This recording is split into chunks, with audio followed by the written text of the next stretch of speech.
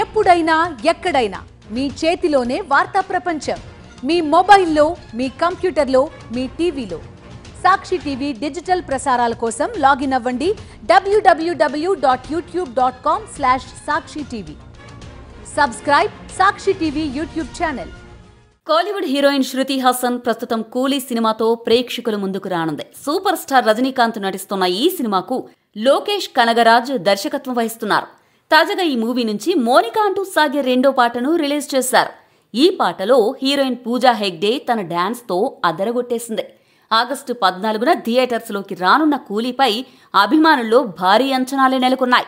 ఈ మూవీలో నాగార్జున, ఉపేంద్ర, సత్యరాజ్, సౌబిన్ షాహీర్, అమీర్ ఖాన్ లాంటి స్టార్స్ కూడా నటించారు.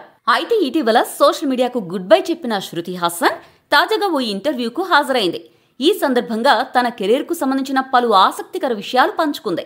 ముఖ్యంగా తెలుగు సినిమా ఇండస్ట్రీస్ పై ప్రశంసలు కురిపించింది. తనకు లైఫ్ ఇచ్చింది టాలీవుడ్ ఇండస్ట్రీనే అని చెప్పుకొచ్చింది. తెలుగులో గబ్బర్ సింగ్ సినిమా తన జీవితాన్ని మార్చిందని చెప్పుకొచ్చింది. కాలీవుడ్ తర్వాత నాకు సక్సెస్ ఇచ్చింది అంటే కేవలం తెలుగు ఇండస్ట్రీ మాత్రమేనని వెల్లడించింది. డైరెక్టర్ హరీష్ శంకర్ సార్ పట్టుబట్టి మరీ ఆ రోల్ ఇచ్చారని గుర్తు చేసుకుంది.